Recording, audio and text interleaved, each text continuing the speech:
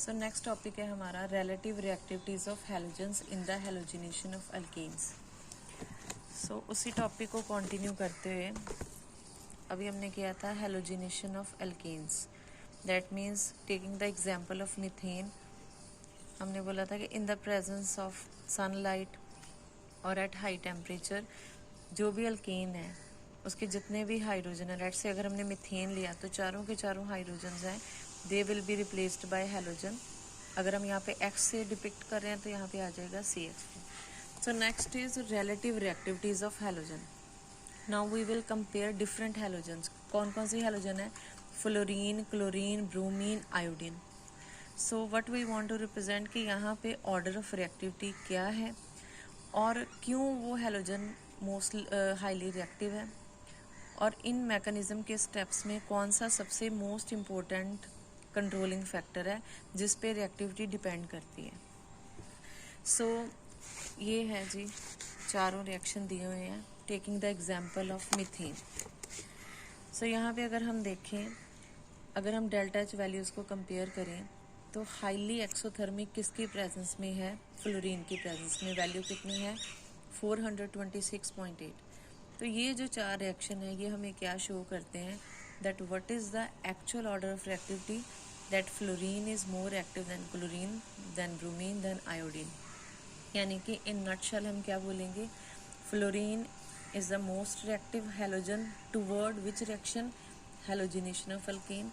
and iodine is the least reactive halogen and this is the order of reactivity।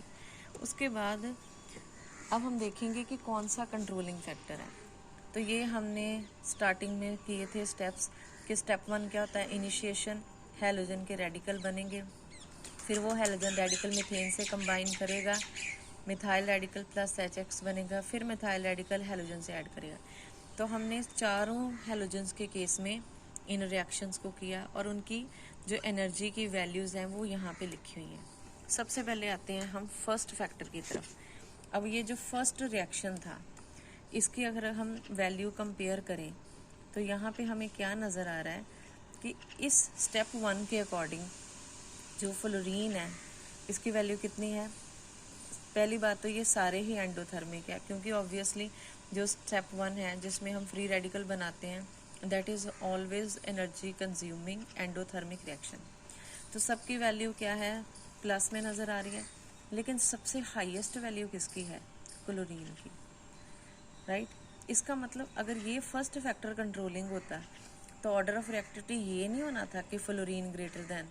और दूसरी चीज़ इसमें अगर हम देखें तो आयोडीन की वैल्यू सबसे कम है, यानी कि सबसे लीस्ट एंडोथर्मिक किसके केस में है? आयोडीन के केस में। तो अगर स्टेप 1 कंट्रोलिंग फैक्टर होता तो ऑर्डर ऑफ रिएक्टिविटी ये नहीं होना था कि fluorine is greater than chlorine, bromine, iodine, जबकि ऑर्डर ऑफ रिएक्टिविटी क्या होना था कि iodine is the most reactive and chlorine is the least reactive. इसका मतलब this is not the controlling factor. अब हम आते हैं स्टेप 3 की तरफ। पहले अभी हम 2 को थोड़ी देर के लिए छोड़ रहे हैं। स्टेप 3 में क्या था कि मिथाइल रेडिकल बना। अब इन वैल्यूज़ को अगर हम देखें सबके सब क्या कैरी कर रही है? Negative sign. दैट मीन्स ये सारे रिएक्शन क्या हैं? एक्सोथर्मिक। एक्सोथर्मिक रिएक्शन अपने आप में हो जाते हैं, नो डाउट। इसमें टॉपर कौन है? Fluorine, right. और सबसे कम वैल्यू किसकी है? आयोडीन की। बट अगेन इनमें भी हमें ये नहीं नज़र आया कि फ्लोरीन की वैल्यू हाईली नेगेटिव हो या आयोडीन की वैल्यू प्लस हो, जिसके बेस पे हम बोलें कि fluorine is most reactive and iodine is least reactive. That means ये जो स्टेप नंबर 3 है ये भी कंट्रोलिंग फैक्टर नहीं है। और इसमें हमें ये भी नज़र आ रहा है कि ये 108.7 है, ये 100 है। ये इनकी मैग्नीट्यूड देखा जाए तो ऑलमोस्ट सेम है, कोई ज़्यादा एनर्जी डिफरेंस नहीं है। नो डाउट 292.6 और 83.6 में फ़र्क है, लेकिन 100 और 108 दे आर ऑलमोस्ट सेम। इसका मतलब ना 1 कंट्रोलिंग फैक्टर था ना 3।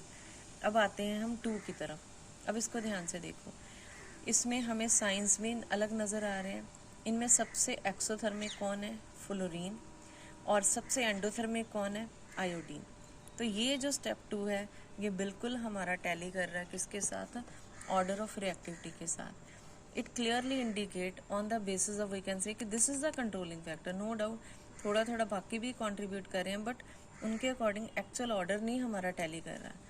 So this is the step number 2, which is the most important controlling factor. On the basis of this, fluorine is most reactive halogen and iodine is the least reactive halogen.